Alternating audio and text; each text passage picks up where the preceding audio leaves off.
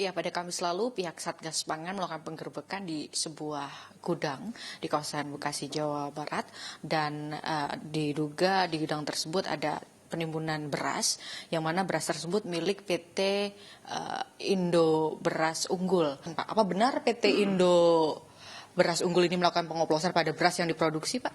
Oke, mungkin kita perlu hati-hati menggunakan pengertian kata oplos, ya. Proses pencampuran gabah ataupun beras itu disebut pengoplosan dalam konotasi negatif jika kualitas yang rendah dicampur ke kualitas yang tinggi untuk menghasilkan keuntungan, itulah yang negatifnya.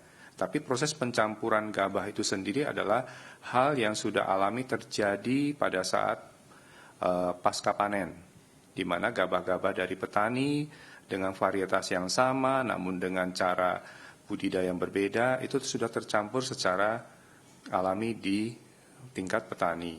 Kemudian proses pencampuran beras itu pada dasarnya belum ada pelarangan yang dari otoritas yang berwenang. Karena apa? Proses pencampuran sepanjang itu adalah untuk menaikkan mutu dan tidak untuk pelanggaran ataupun sesuai dengan ketentuan perlabelan, itu tidak ada ketentuan yang melarang hal tersebut. Saya perlu tegaskan bahwa definisi atau spesifikasi medium premium itu tidak ada kaitannya dengan jenis beras ataupun varietasnya. Ya, spesifikasi mutu premium medium itu ditentukan dari parameter fisik. Ya, parameter fisik penentuannya ditentukan melalui SNI. Nah, parameter fisik itu sepanjang beras itu bisa diproses memenuhi parameter fisik seperti itu, maka beras itu bisa dikategorikan medium atau premium tergantung standar SNI itu sendiri. Tolak ukurnya adalah kondisi fisik. Itu tolak ukur yang dibuat oleh perusahaan atau dari pemerintah, Pak? Yang menetapkan standar nasional Indonesia adalah Badan Standar Nasional. Ya, kami mengikuti standar seperti itu dan hasil sertifikasi yang kami peroleh pun dilakukan bukan melalui laboratorium kami, tapi pengukurannya melalui laboratorium terakreditasi. Nah, berdasarkan hasil laboratorium terakreditasi itulah yang kemudian menetapkan ini masuk ke dalam standar SNI yang mana. Nah, harga pembelian gabah kami lebih tinggi daripada harga pemerintah itu pertama adalah bahwa kami membeli dari berbagai macam kelompok tani dan pengumpul, dan kami terima adalah di tingkat gudang kami yang sesuai dengan standar kami.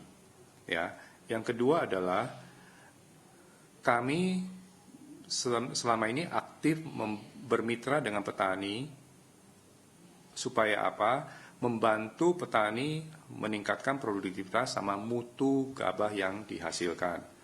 Tujuannya apa? Supaya petani mendapatkan kesejahteraan yang lebih baik.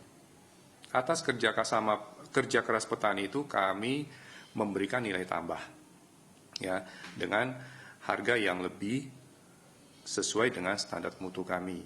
Nah, kemudian apakah itu menjadi sebuah tindakan kartel? Itu menurut kami kita perlu juga mencermati mengenai kapasitas produksi kami.